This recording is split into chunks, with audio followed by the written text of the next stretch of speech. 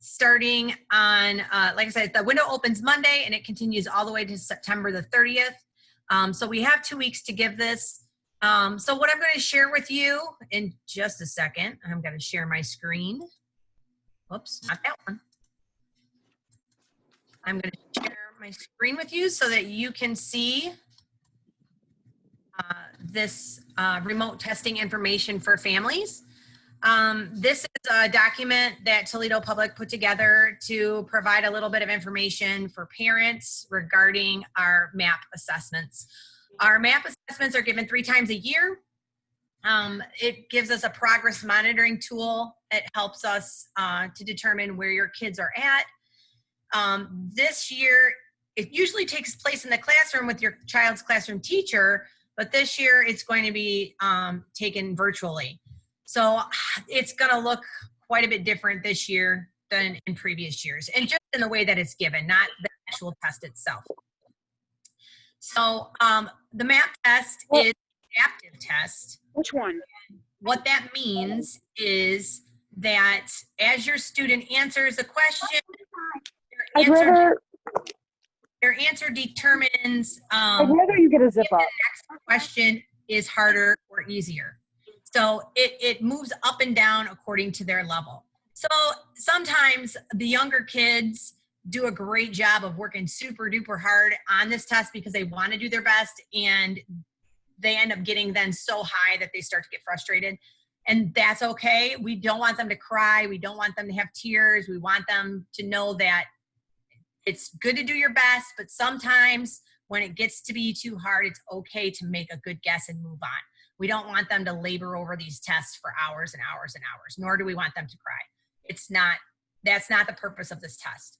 So this helps us get a good idea of a baseline of where your child is at, and also how for K3, how they're going to do on the Ohio 3rd grade reading guarantee. It helps us predict for that. It also is used for a gifted identification. So we're trying to do multiple things with this one test so that we're trying to actually test them less. So what is the MAP test like? It's a computer test.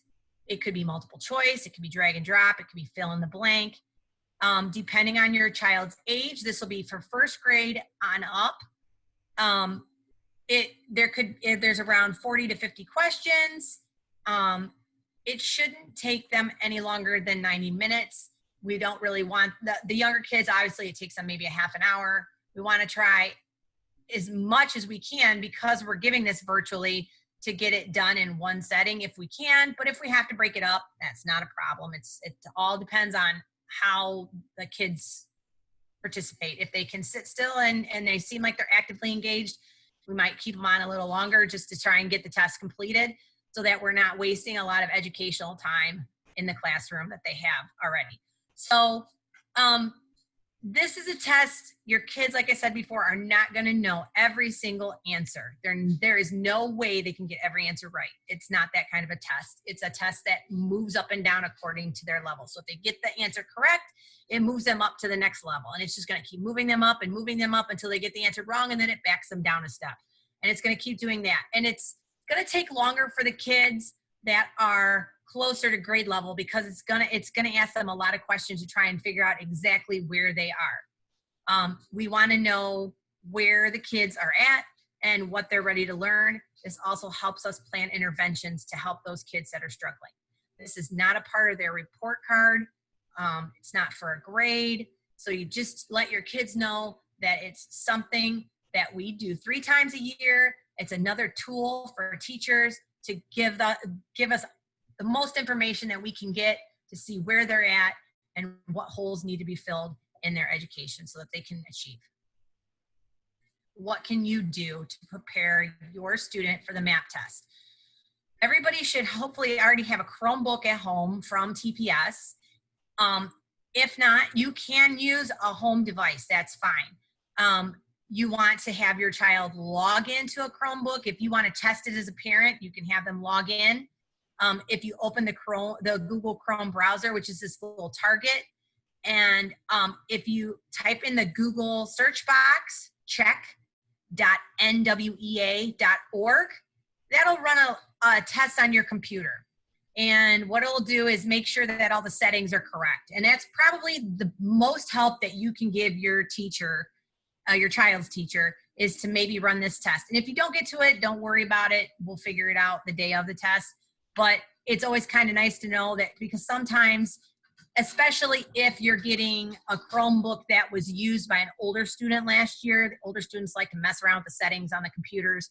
And sometimes they change the size of the font or the screen, and that causes an issue with the test. So it's real easy to fix, but it's always kind of nice to know if the machine will pass the test and not give us any problems the day of the test. But like I said, if you don't get to that, it's not a deal breaker. It's perfectly fine.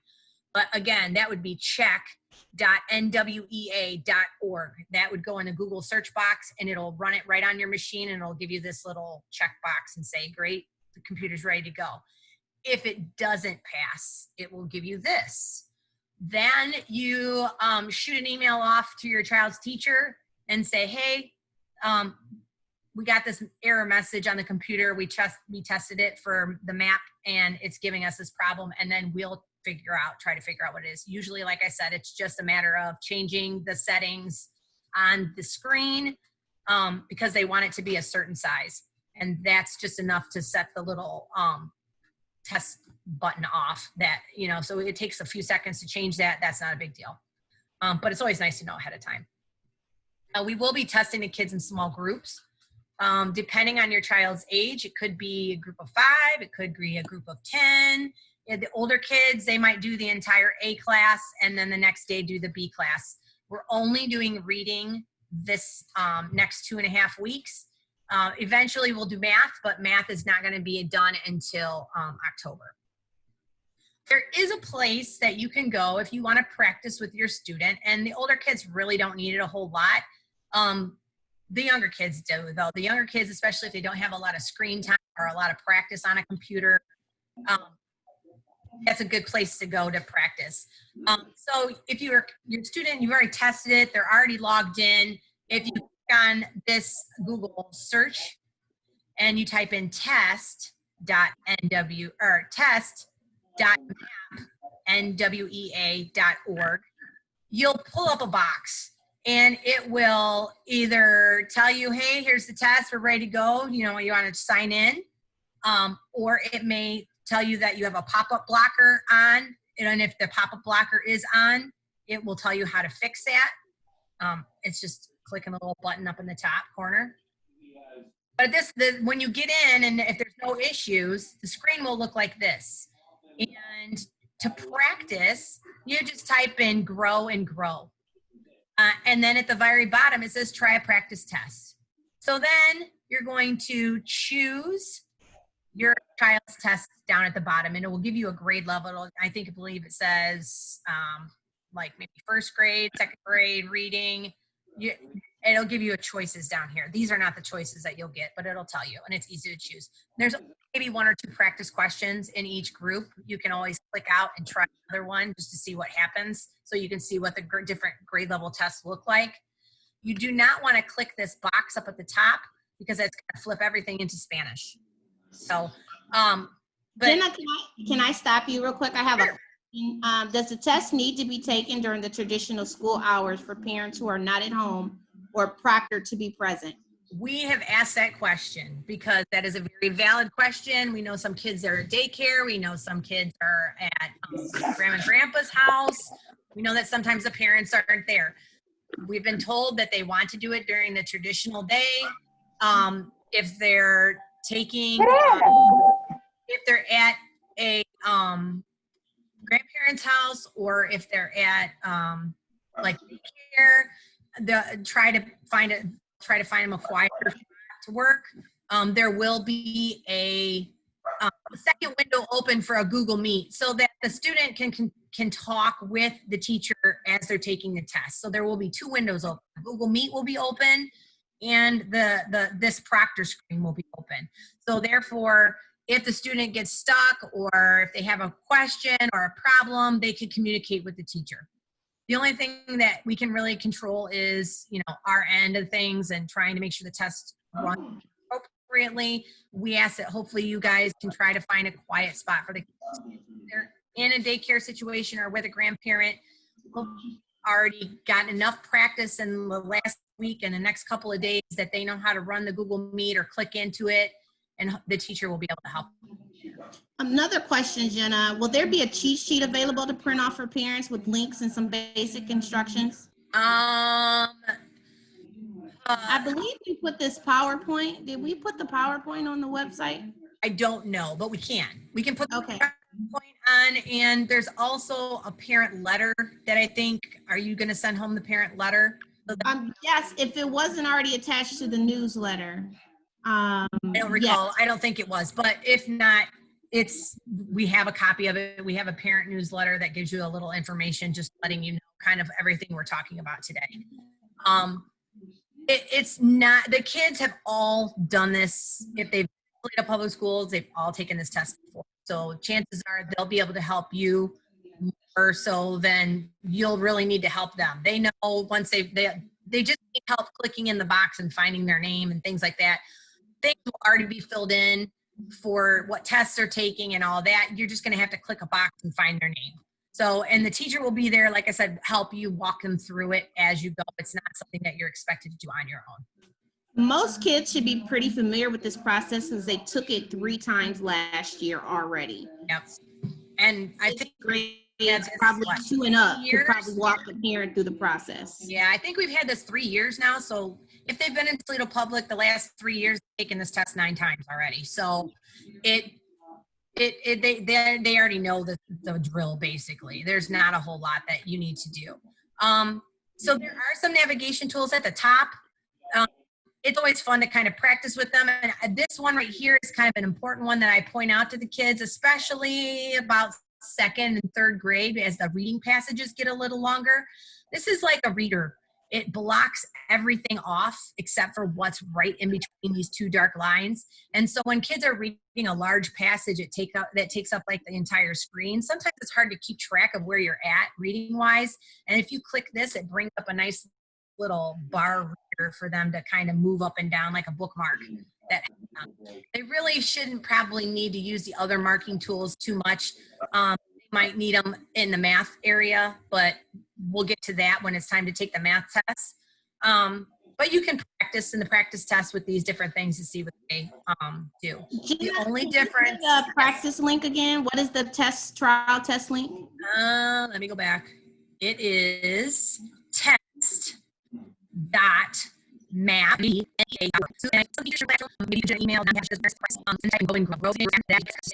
OST or Ohio State Test, kids can maneuver back and forward through the test and go back and check their answers. In the map, once they click this arrow here to move on, that question's gone. You can get back to it. So make sure that the only help you're really giving your kids is like if the younger kids have a difficult time moving the mouse and clicking and dragging. Other than that, they should be able to maneuver their way through the test without much parental help.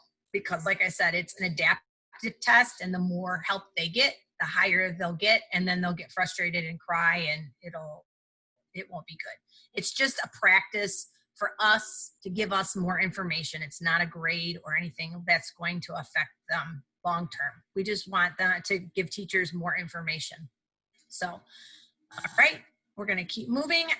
Step 3, helping your student on test day, as I kind of talked about. Make sure they get plenty of sleep the night before, get a good breakfast, go to the bathroom. This is not a time test, so there's no rush, and they're not forced to be pushed through this. But like I said, I'm laboring all this for days and days. So just try to keep the big classroom assignment. But for reading, they really don't need a paper and a pencil. Test, which stops it, and then starting it up again, it picks them right back up where they left off, and then sometimes that clears up the problem.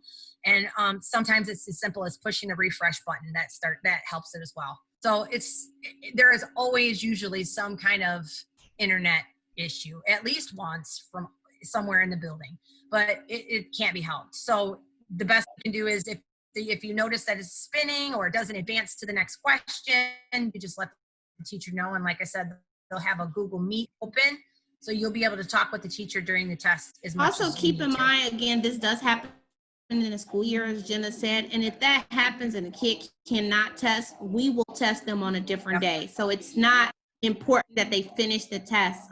Occasionally, I will do small group tests. Jenna will do small group tests just to get it completed. And so we will contact you directly if we need to do a side test in case your child can't get on that particular day. Right, and we have Wednesdays, that's our interruption day, that we're only in school basically from 9 to 11. So there's time there as well for the teacher to pull students to finish up. It's not like if the internet crashes or you can't get it to advance, and it's not the end of the world, just say, oh, we'll finish it on another day. It's not a big deal.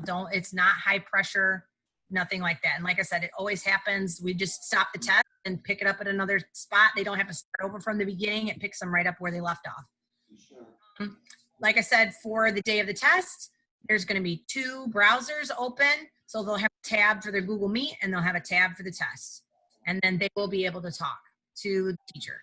So the teacher on the day of the test will have a username and password. It's not something that you will know ahead of time. It will not be given to you until right before your child logs in. They'll log in, and once the test will already be chosen for them. So there's nothing for them to do there. They just then have to go and find their name out of a list. And if we're only testing 5 kids, hopefully there's only 5 kids in the box that they have to choose from, but there may be the whole class list in there, but they just zoom through and highlight their name, and then it says, please wait, and the teacher will start the test. When it says you're confirmed to start, there'll be a blue arrow. Just click the blue arrow and the test begins. The primary, the first grade at least, a lot of it is read to them. But as they move up, they may get questions that they're expected to read, and they'll tell you, it's not reading to me. So you just tell them, well, that means you've been doing a good job, and now it's trying to see if you can read on your own. Just try your best, and they labor over it for a little bit, and they're sounding every single letter out, and they're not getting a single word. Just say, pick one and move on. Because in the overall scheme of things, 1 or 2 questions like that is not going to affect their overall score. On the day of the test, remind them that it's going to look the same thing as if you practiced it. Once they click that next arrow, they can't go back. And just let them work at their own pace. Like I said, you don't have to force them to speed up. You don't have to tell them, if they go too fast, there will be, the computer senses that they're going too fast or they're just clicking through, then we'll pause the test and a sloth will come up if they're in primary, or I believe it's a student with a stop sign or a old sign comes up for the intermediate kids, and the computer stops, and the teacher will then get an error, like a message on their screen that says, this kid is going way too fast to the test. And so then the teacher will pull them aside, say, hey, make sure you're taking your time. And then they have to click a code on their screen before the test will begin again. So that's pretty much the MAP test. When will you get your students' scores?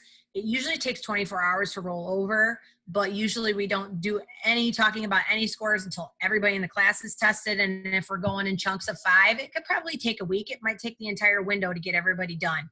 And then you'll be able to get information from your student's teacher. If not then, probably at parent-teacher conference time, they will definitely bring up MAP scores with you to discuss how your student did and where you move from there. Does anybody have any questions about the MAP?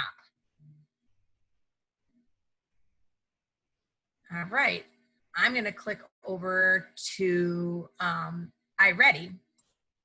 And this information I'm sharing with you can all be found on the TPS website under, oh Lord, what was it underneath? It's underneath, I think, family information or it's something to do with family information or working from home. This is called the parent and partners information. A lot of this information was already shared with you if you met with your teacher, your child's teacher last week to get your Chromebook. They went over some of these things with you, but we're going to talk about iReady. iReady is new at Grove Patterson this year. Almost all of TPS uses it with the, I think maybe 3 buildings use something different, but everybody uses iReady. I used it last year at Sherman, and it's a really nice program. It does reading and math, and it too is an adaptive program. that they will take a little pre-test, so to speak, at the beginning. And this is going to probably be done in conjunction with MAP, hopefully, while your child is either working on their own or doing work on their own. Once iReady is up and running, your teacher may direct them to go to iReady while they're working in a small group, giving the MAP test to some students. So they will be working on this. Your child can choose reading, they can choose math. They will be completing the little pre-test or diagnostic before they can move into the program. So what it does is it personalizes the program to your child's needs. So what it does is it gives them, just like the map, it gives them lots of different things to do to figure out where their level is. And this program is great because it builds a personalized learning program for your student. So if your student is very high, it's going to start them out where they're at, and it's going to keep pushing them so that they can keep making those gains. If your student is low and needs extra intervention and extra practice and extra instruction, it's going to help scaffold them up so that they can get to grade level. So what you want to do when they're taking this diagnostic is to not give them any help, because what will happen is, again, just like the math, you'll give them too much help and it will put them at too high of a level and will be frustrated. And what we want them to be is just right, because that's going to help them make the most gains. Jenna, I have a question for you. Is there a difference between at-home time versus school time, similar to Success Maker? This works. It's not like Success Maker in that it's whenever your kid is on. If they're on after school, if they're on during school, it all feeds into the same program. It's not giving them two pathways, it's the same one. And like I said, it will constantly give them work on their path. There is an option for if teachers, as we get going through the year, want to do interventions or small groups, they can make a teacher path for them to go on. But since they're new this year, they really want them to just work on their path. But like I said, eventually, if we do interventions, they can have a teacher path that they want them to work on, but then that gets kind of distracting from what the actual path that the program puts them on. So they really want to keep them on this path that they're on through the program before we start adapting it with teacher program or led lessons as well. And Jenna, if I'm correct, they can work on this at their own pace as well. They they can work on it at home at any time. Like there's a sweet spot. They want them to be about 20 minutes a day, 20 minutes on reading, 20 minutes on math. And any more than that, it just kind of grinds them down a little bit and makes them not interested in the program, because there's a lot of really fun brain breaks built in. There's games built into it. It's fun, not like Success Maker. Success Maker, if anybody is around from those days, it kind of got boring because they did the same thing over and over. And this program is a little bit different in the fact that it's different for the primary grades versus the intermediate grades. It's presented differently. The games are a little different. The kids really enjoy it. So that's what we're also going to be using. In addition to this, will also provide us data though, so that we can also have, for instance, if we see areas that your child is struggling, then we can, as teachers, the program is it gives us ready-made lessons. So on those intervention days, we can pull kids. Let's say, some kids are missing short vowel sounds. We can pull a group of kids out of first grade that are missing their short vowel. This little pre-test, and it puts them on a path. Do they stay on that path the entire year? No. Depending on how they complete instruction, they may move forward, they may move backward. It just depends on if they need more scaffolding to improve their scores, or if they're just moving along at a good clip because they're it and it's moving them along, then they're going to make bigger gains. Then in December, or maybe maybe January, when we come back from Christmas break, there's another diagnostic. So it'll test them again and see where they're at. And if they're ready to make a big jump, then it'll put them forward. If they're still at the same spot, that's where they'll be. If they slip back a little bit, it'll move them back a little bit. It's there to constantly be bringing them up and scaffolding that instruction so that think of it as a bucket with holes in it. We missed some education last year. Even though we did our best from March to June, it still wasn't the same thing as being in the classroom. So everybody's got some areas that they could improve on, and this program is supposed to help with that. So Keep in mind too, parents, that the teachers will be monitoring usage on this to ensure that all students are getting on the correct time period. So Yes. be in contact, because we will give a deadline of when they should be out of the diagnostic, if I use the term correctly, portion, and on to the instructional portion. So please make sure that your child is getting on in order to complete that, so then we can begin tracking their progress. So it is a required portion of our curriculum. So do not let your child tell you, though it's optional, I don't have to get on. That is not true. They have to get on. And like I said, how long should they be spending each day? 15 to 20 minutes. 15 to 20 minutes in reading, 15 to 20 minutes in math. Any more than that, they tend to get burned out, and they don't make the amount of gains that we would want. So we want you to be like, oh, you're misbehaving, you need to go sit over there in the corner, you need to go get on iReady. It's not something that should be used as a punishment or constantly be on it all the time, because then they get bored with it and it doesn't really do what they need to do. And we can see, like, we had some kids in the spring that's basically all they did, and they had like hours on it. It's not, and we contacted them like, hey, we see that you got 4 hours this week on reading. Great, we like that you're doing it, but you don't have to spend that much time on it.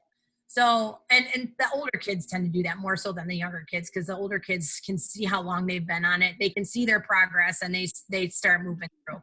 So if they're in a TPS Chromebook, they can just click the class link app, and it'll take them right to their Launchpad, and there's an icon on the screen for iReady.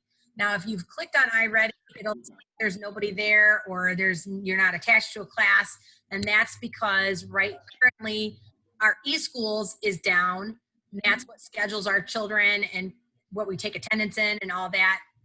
It's down because of the internet being hacked. So working on fixing that. So it will be there. It will be there. It may not be there Monday, but it'll be there within the next day or so. So once they log in on their Chromebook, like I said, it'll take them to ClassLink. If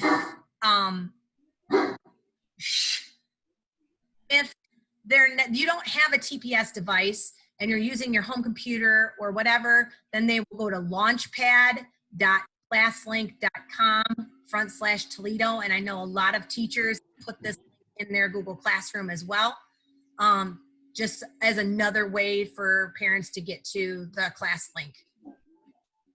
So once they get to that point, they will come to this screen. Don't use the username and password. A lot of people fall into that trap and try to sign in that way. Just click the sign in with Google, and it'll take them right to their Launchpad. They're already signed in. And then what will happen is they will have a screen like this that says reading or math. They can choose either one. It will then take them to the diagnostic, and they will have to do the diagnostic first. And this is just what I talked about, the teacher assigned lessons versus their path. We want them to be using the My Path during school hours. Sometimes we have parent partners, or we have tutoring groups after school, and sometimes they do teacher assigned lessons there and work with the kids one-on-one. But because this is our first year at Grove Pat, we really want to just work on the My Path. We may get to the teacher assigned lessons more in the spring, but we really want to work on the My Path as much as possible. So how can you help your child with iReady? How they did when they're finished. Everyone has a progress button that lets them know how they're doing. Sit next to them and see some of the questions that they're working on. Don't necessarily help them with it. Hold on 1 second. We want to look at the My Progress with your child. So I'll show you what that looks like in a minute. So at the end of each student's lesson, it'll tell them how they did on that lesson and what their score was. It will also, there's a button on there that they can click that says My Progress. You can also click that and see how your student has done as well. It will also tell you how many minutes they were on for the week, how many lessons they have passed, and it will also talk about the different areas that they had worked on.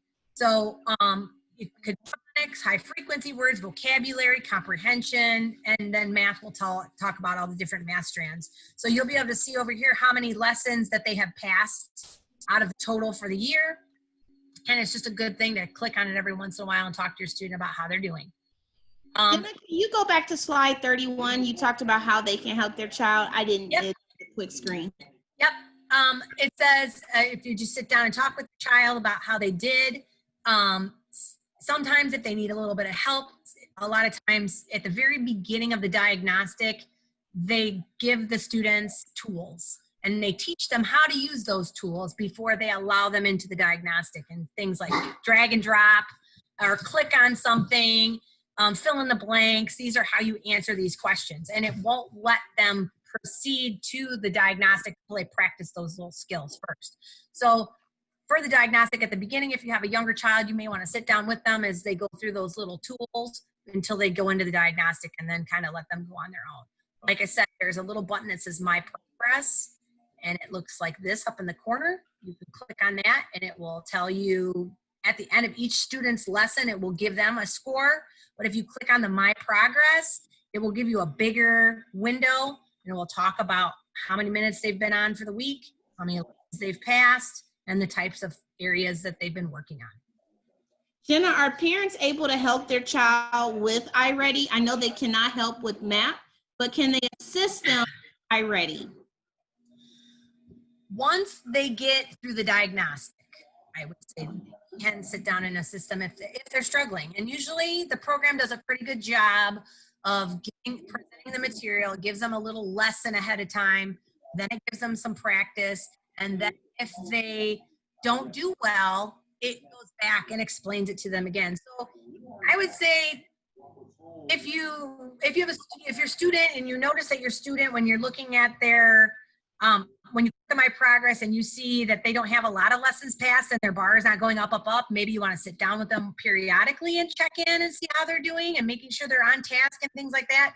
You don't provide too much help, especially during that diagnostic, because you'll help them get too high of a placement, and then they'll be doing work that they can't do. It'll just get too hard for them. So, and then that'll be frustrating, and that's not what we want. We want them to be just right so that they can keep where they're at and just keep moving forward. So like I said, overall, if you're looking at your students' progress and they don't have a lot of lessons passed, then you might want to sit down with them and say, hey, let's see what you're doing today, and just sit next to them and kind of watch. And then if you see that they're struggling, well, let's look at what they talked about, and then maybe give them a little bit of help that way. But you don't want to help them too much, because then it will get too far progressed and it'll be frustrating. And that's it. There is additional guidance.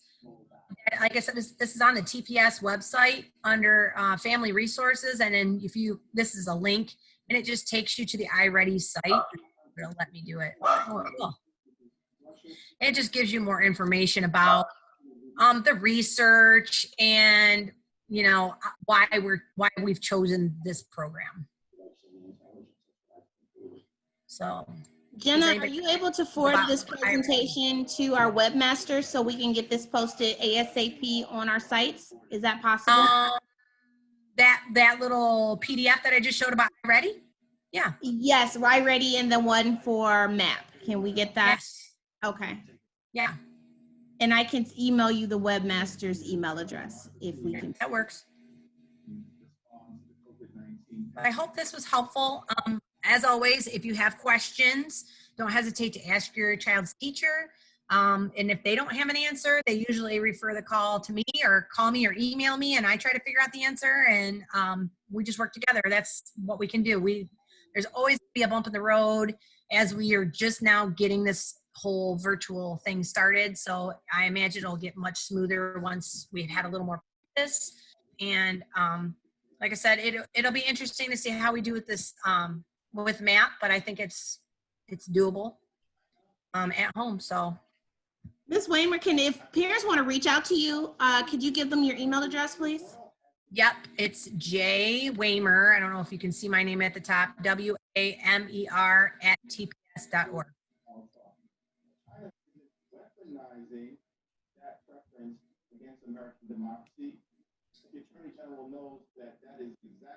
I have another question, Ms. Jenna. On the day of testing, will they continue class for the day afterward? I guess I would be able to answer that question. That is all going to depend on the classroom teachers. So I would reach out to the classroom teacher to see what their schedule is. Generally, in a traditional school day, yes, we go on with instruction.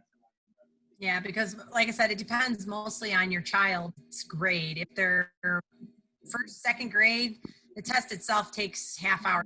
So we're not gonna waste the rest of the instructional day or not do instruction on top of that. And I'm sure the teacher will have assigned independent work for the other part of the class of the students that she's not testing. So it just depends on the schedule, the teacher.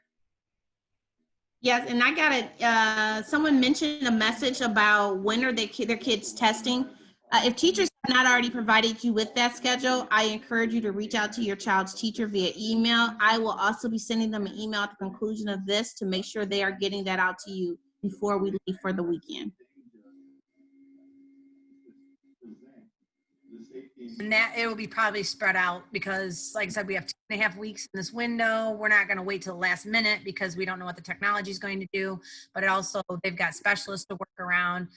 They have special education teachers schedules to work around. So it may be Tuesday, it may be Thursday. Each teacher is going to have a different schedule.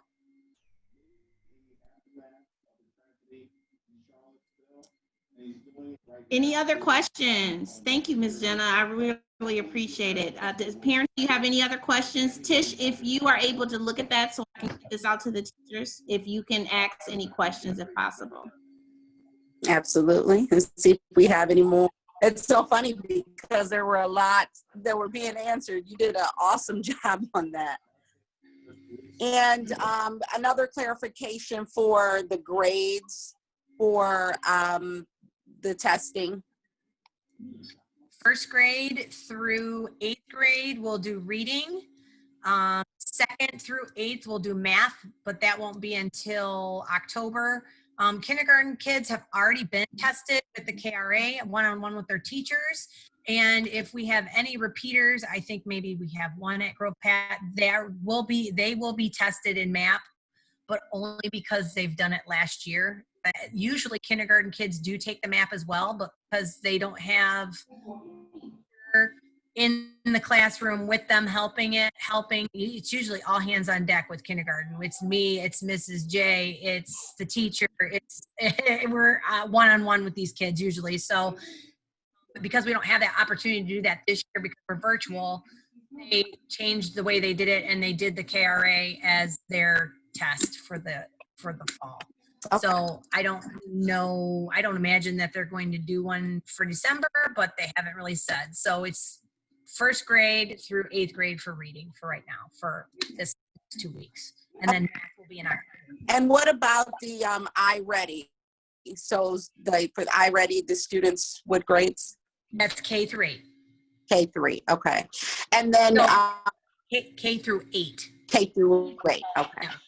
And then another question from the parents is, do students in gifted use this daily, and will they be doing testing as well? Yes, that's a good question. Kids in gifted will also have access to iReady. They will be taking the MAP test with their gifted teacher because that's the teacher of gifted in reading. They'll take the reading test with the gifted teacher. If they're reading and math, they'll do it with their gifted teacher. Okay, good. If you have any more questions, go ahead and please submit them right there in the comments section of this Zoom while we have Mrs. Waymer on the line and Mrs. Johnson.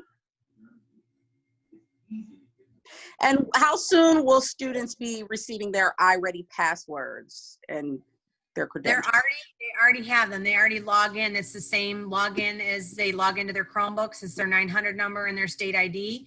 And then they click the class link button and it takes them right to their launch pad that has the iReady icon on it. It looks kind of like an iPad screen. So there's a lot of different little squares on there that they can click on. There's like Google Earth, there's Google Sky they can play with. There's Sora, which is a library app that they can check out library books. And it's all, they're already signed in through their Google account, so they can just click on it. But iReady currently isn't up and running yet. potentially is supposed to be up and running Monday, but because of that cyber attack, our eSchools is down. And what happens is when a kid is scheduled or registered, their schedule rolls through to the other programs from eSchools. So since eSchools isn't currently working right now, basically Mason has anything assigned to them in iReady. So hopefully as soon as eSchools is fixed, it'll appear, and I'm sure your teacher will let your kids know in their Google Meet, and they're gonna want them to start that. Ideally, it would be Monday, but I can't guarantee that it'll be up and running by then. Okay. Thank you.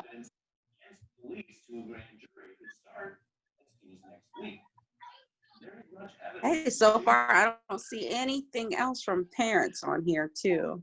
And we will definitely get this up, make sure we have it on all of our communication, our app, our Facebook page, and our website. Photos from the scene. You see here dozens of shell casings on the ground and the floor.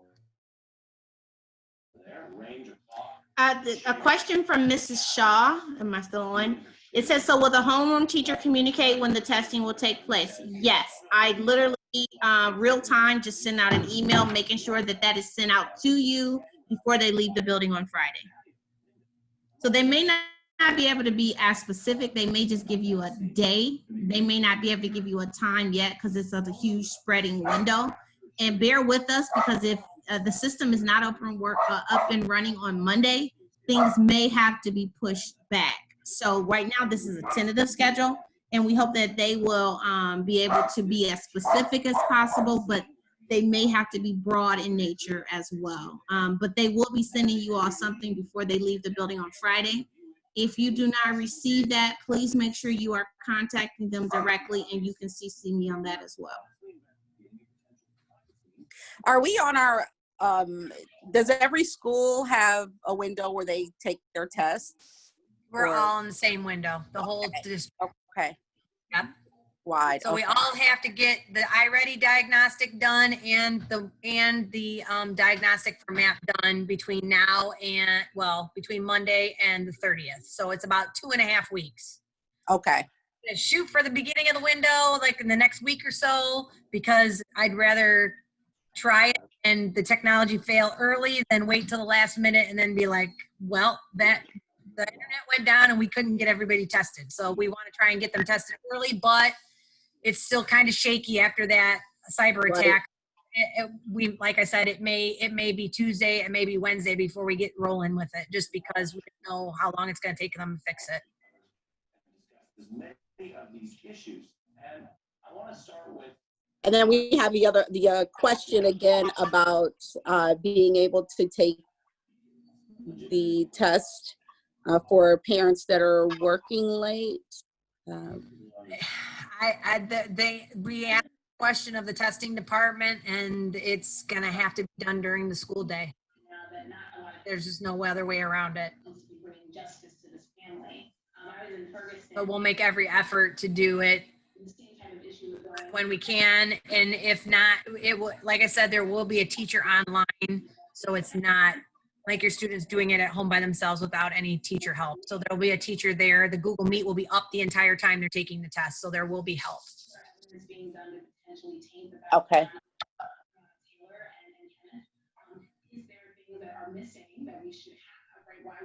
Any other questions? This was a quick meeting. Yes. I actually like it virtual. I think even I know. I may continue to do virtual. It's so easy and convenient for myself and parents. So, Jenna, again, I want to thank you, and PTO, as always, I want to thank you as well for your support in what we are doing each and every day for our students. With that, it doesn't seem like we have any more questions. So we'll go ahead and log off. If you have any questions after this, feel free to put that in your comment section. You also can contact your child's teacher. If you do put it in the comment section, several of us will be monitoring that comment section, and we will address it directly there. So thank you. And Ms. Tish, if you want to sign off, or anyone else from the PTO would like to sign off, and then we will see you all at another town hall. We have our next town hall on the 23rd at 6 p.m. Next town hall is on the 23rd at 6 p.m. Someone mentioned, will we send out an alert when iReady is up and running? Absolutely. Jen, if you can let me know that, and then we will send out a message through our app.